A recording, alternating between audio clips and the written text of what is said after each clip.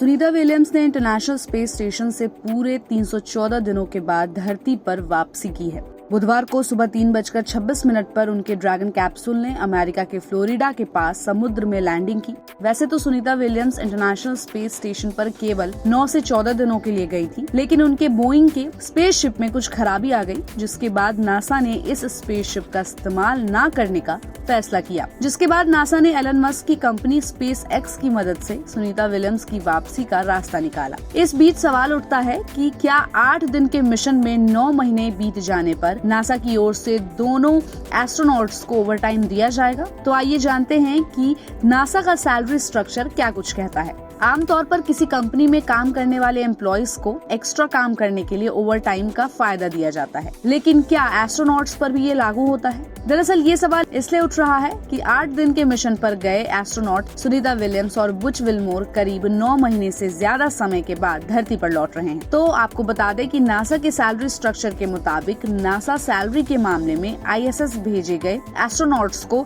Space में किसी भी कारण से एक्स्ट्रा समय बिताने के लिए कोई ओवरटाइम नहीं देता है। नासा के अंतरिक्ष यात्री सैलरीड फेडरल एम्प्लॉयज हैं और ये GS-15 सैलरी ग्रेड के अंतर्गत नोटिफाई हैं, जिन्हें सालाना $1,25,133 से लेकर $1,62,672 तक मिलते हैं और इन्हें इंडियन करेंसी में कन्वर्ट करे तो इस ग्रेड के तहत आने वाले अंतरिक्ष यात्रियों का सालाना वेतन 1,08,00,000 रुपए से लेकर 1,41,00,000 रुपए तक होता है। यहाँ बता दें कि हाई रिस्क, बिजी शेड्यूल और लंबे समय तक अकेलेपन का सामना करने के बावजूद नासा के सैलरी स्ट्रक्चर में इसके लिए कोई ओवरटाइम का प्रावधान नहीं है, भले ही अंतरिक्ष यात्री महीनों तक ग्रह की परिक्रमा करते रहे। रिपोर्ट्स की माने तो सबसे पॉपुलर एस्ट्रोनॉट्स की लिस्ट में शामिल सुनीता विलियम्स की संपत्ति करीब $5 मिलियन है, जो कि इंडियन करेंसी में लगभग 43 करोड़ रुपए से ज्यादा होती है। अंतरिक्ष यात्रियों को मिशन के दौरान मिलने वाली सुविधाओं में भी सभी जरूरी खर्च जैसे भोजन,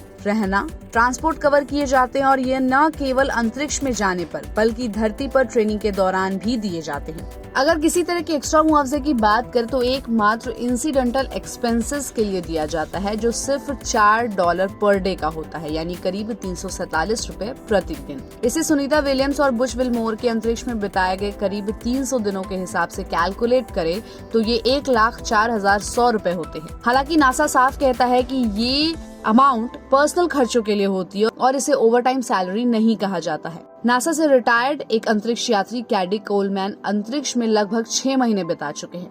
उन्होंने बताया कि यह हमेशा से ही एक नॉर्मल बात रही है कि अंतरिक्ष में रहने के लिए आपको ओवरटाइम नहीं मिलता है। दरअसल ये एग्रीमेंट का हिस्सा होता है। उन्होंने कहा कि नासा का तर्क है कि अंतरिक्ष यात्रियों के मिशन पूरी तरह से फाइनेंस्ड है और इसमें सभी तरह के जीवन यापन से जुड़े खर्चों को पहले से कवर किया जाता है, इसलिए ओवरटाइम की कोई जरूरत नहीं है, भले ही अंतरिक्ष यात्रियों का मिशन लंबा और जोखिम भरा क्यों न हो। तो इस पूरी खबर पर आपकी क्या राय है? हमें अपनी राय कमेंट बॉक्स में दे और ऐसे ही अपडेट्स के लिए देखते रहिए गुड रिटर्न्स। हमारे चैनल को लाइक और सब्सक्राइब करना बिल्कुल भी मत भूलिएगा।